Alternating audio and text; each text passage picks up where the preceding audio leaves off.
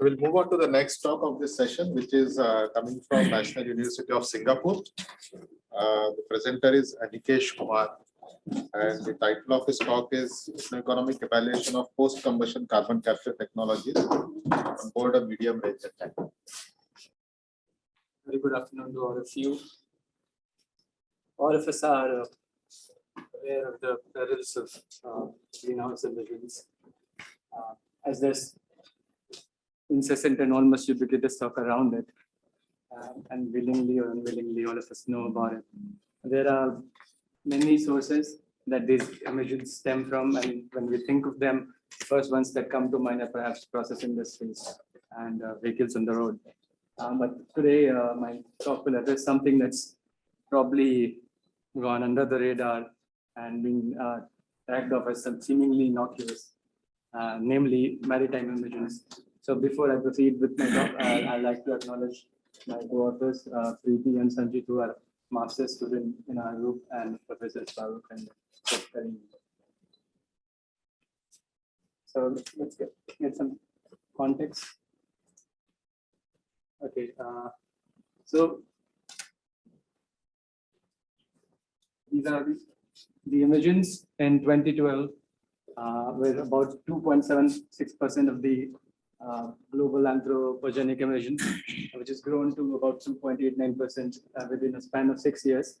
And that leads to, if you look at the numbers themselves, there's about a 10% increase in the emissions from shipping. And there are estimates that predicted within the next 3 to 4 decades, an increase of about 80 to 130% of growth in emissions, which come from different studies and disparate methodologies.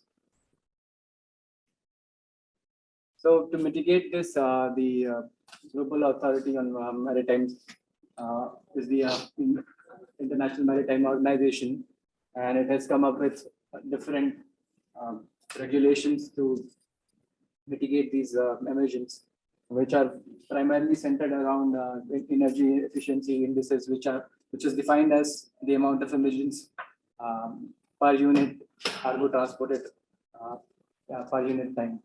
So there are different phases, as you can see, wherein they want from 2015 to 18 they want 10% reduction, then to 20% reduction, 30% reduction, so on and so forth. There are other regulations on sulfur, etc. So there are three solutions, which is the immediate solution, which is speed reduction and redesign of ships, so that you will have lower EEDIs. The medium term solution is carbon pricing, which is to impose taxes on emissions, which has its own problems because there are issues around having a context to how to do that across different continents and across different countries. The long-term solutions is proposing alternate fuels, greener fuels, and coming up with innovative reduction mechanisms, and that is wherein the work that we are doing sits in, is to capture the emissions that are come from the ship burning of the fuel of the ship. So these are the different fuels that are used for ships across the globe. As you can see, the most widely used is HFO, but you can see within a near time there has been a drastic drop. This is because of the high sulfur content, and LNG is also being used as an upcoming fuel largely over the last few years. So in this study, we'll be looking at HFO and LNG as the fuels for carbon capture. These are the different types of ships when it comes to categorization of ships, and their respective emissions in tons of CO2 per year. And the bottom three are the ones that have the most number of emissions. And due to the availability of literature data for tankers, we have picked up tanker to study. And about 25% of tankers are medium range tankers. So we picked up a medium range tanker to do our study on. So the objective is to, identify and evaluate and compare different capture technologies on board ships within the constraints of a ship. And this we intend to do via using regular flow sheeting software like Asiam, and in unison with optimization platforms like MATLAB, Excel, Python, etc. Post which we will also explore the integration of the already existing waste heat recovery system that a ship has, or for instance, the flue gas has a very high temperatures. We can extract the hot energy, or if it's an LNG run ship, we can use the cold energy of the LNG for integration. For optimization, there are many different objectives that we can look at, including energy, TAC, cargo loss, etc. So in this work, we have looked at a ship that is a 47,000 DWT ship, and which runs on HFO. So the CO2 percent is 4 mole percent in HFO, and we have from engine data, we picked up an equivalent engine for the same power, and the LNG exhaust gas flow rate corresponding to it is about 12.3 kg per second, and the CO2 is 2.79%. So we intend to design our system so that we can capture 90% of the CO2 emitted from the ships, and with a 95% purity. So the technologies that we have looked at are absorption with MEA as the solvent, cryogenic separation, and membranes. For the sake of this work, the assessment criteria is primarily capture cost per ton of CO2. So this is what a typical capture system on board ship would look like. That's the exhaust gas that comes from the engine, and then we can recover the hot energy from it. And if there's a high sulfur fuel, then we have to do desulfurization. That's the case with HFO. Would not be the case with LNG. And then we have a separation unit, which could be absorption, membrane, etc. And then we have two options for storage. We could compress it and gas store it, or liquefy it and store it in liquid tanks. So these are the different options that we have considered. So a flue gas can either go to the absorption section, wherein you have an absorber and stripper, and then go to the compression section, wherein you compress it and finally liquefy it to store. The other way around is to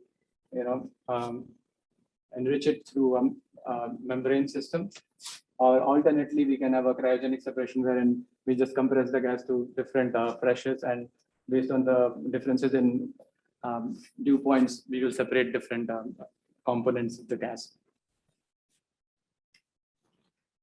So these are some of the major challenges that we encountered during our work. I think one is the lack of data, because especially when we are trying to model rate-based absorption, we need data so that we can model different things like rate kinetics and film geometry in the liquid film, and other parameters like the mass side and the liquid side coefficients, etc. So to do that, the data in literature is scarce. So that's one of the challenges. The other challenges mostly is when we're doing optimization, there's a lack of robust subroutines, and then we often have problems with linking them, of the software crashing, etc. So these are this is the design that we came up with for our absorber, MEA-based absorption system.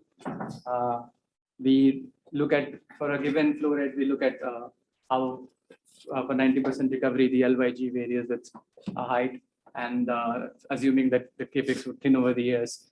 And then we fix the height, and based on that, we carry out the simulations.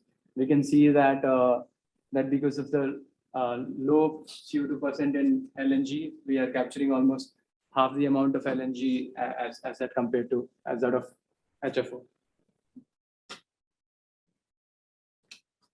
So based on the preliminary costing that we have done, we don't know exactly, there's no data on how many voyages does this ship have and what's the duration of the voyage. So we assume anywhere between 4 to 8 months of voyage throughout the course of the year.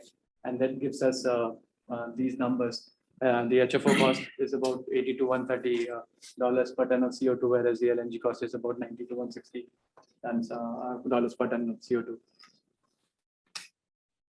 This is the split of different sections of the separation technique.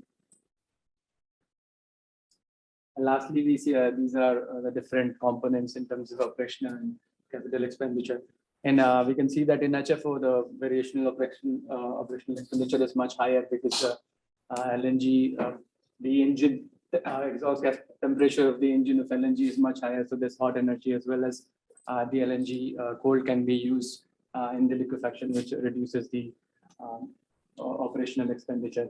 But overall, HFO has a lower cost because we are capturing almost, for the same ship, we are capturing almost twice the amount of CO2. Hence, the denominator is much larger. Next up, we looked at cryogenic separation. The problem with cryogenic separation is that we have to compress huge amounts of gas, and hence, if you see these numbers, not anywhere close to what we would like them to be. So we did a study wherein we thought of having a hybrid capture system wherein there can be an upstream method which can enrich the CO2, and then assuming a binary mixture, we varied the composition of CO2 to see what is the effect on cost if, let's say, instead of 4.3%, the gas coming into the capture into the liquefaction system and the compression system had, let's say, 50% or 60%, and so on and so forth. So what we see is that below 70%, there is no technology. I mean, there is no way we can compete with the ammonia-based absorption.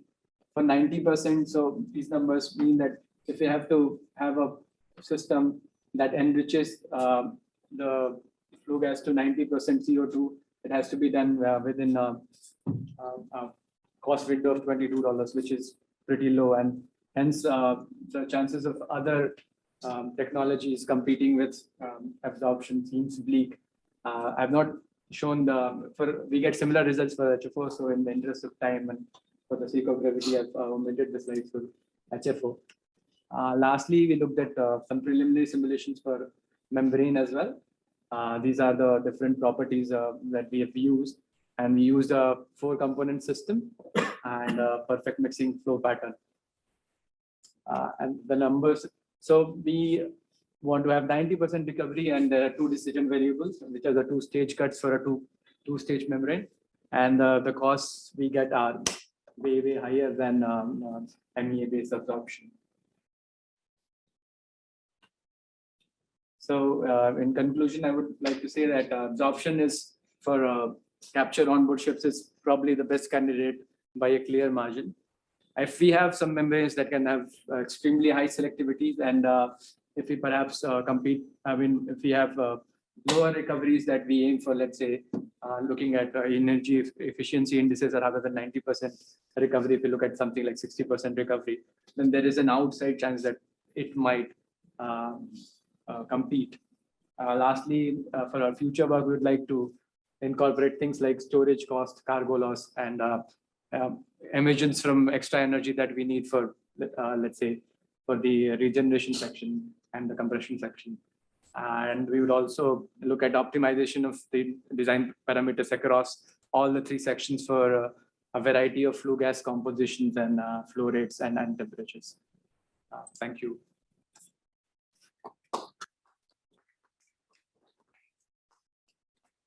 Thank you very much. Just to understand about the storing in the liquid form, because what I understand last time from one of my colleagues doing the project on CCS, so it seems like very difficult to get liquid form, because from gas it's like sort of a typical point where we're jumping straight away to the solid form.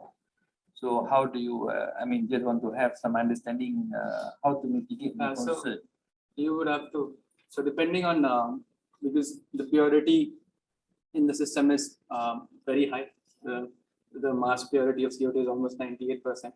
So you can Yeah, almost but- look at, Yeah, but from industry perspective is that, so we are not expecting very high purity of CO2. So CO2 mainly very high CO2, but not pure CO2. So there's a reason I want to understand and try to relate how we can do in order to implement industry when we have very high CO2. yeah, so your, whatever the composition that you have, right? The liquefaction will depend on the partial pressure of CO2, right? You'll have to pressurize it depending on the composition and the coldity. So it's always a trade-off between compression energy and cold energy. So if you have excess cold energy, you would perhaps compress it lesser. And if you, so there's a trade-off, right? So depending on the composition of the CO2, that will govern what pressure and temperature you can store it at to be in liquid form. And so, yeah, it's not, it will. So in depend. terms of the source that CO2 you're considering, are you getting from all these different industry, like for example, you're talking about ship, all those tankers. So are you getting all this waste from all these industry players in order to really validate? No, I mean, so we have an industrial collaborator, we will do that, but this is taken, this data is taken from the literature. So that is from the literature, and we have just validated the different capture technologies on the data available from the literature. And so why don't you look at absorption systems? Yeah, so we haven't looked at MOFs or zeolite? No, we haven't looked at absorption. So perhaps I think one of the concerns was for PSA was pressurization, but we haven't. TSA. Yeah, TSA. Right. Yeah. So we haven't looked at it yet. Do you do because the heat integration has two dimensions, so one of the heat and then the combined heat and power production. So do you, because you would be happy to have compression power, right? Yeah. So do you have you Yeah, explored so we- this dimension? So when we look at, let's say, the reboiler duty and then the excess energy that we have, let's say, assuming we generate steam, let's say LP steam from the excessive flue gas heat that we have. So we assume a, let's say, 10-degree approach and what energy we have. And based on that, we see if it's sufficient for the reboiler. In most cases, for the HFO, it isn't even sufficient for the reboiler. But in LNG, that can be the case if there's some very high exhaust gas temperatures above 350, 380 degrees. And then maybe that remaining energy that after being used in the regenerator can be used for compression. And so normally there is also the heat pumping effect that you can use from the evaporator to the condenser of the absorption. Because it reduce the amount of heat. I have one.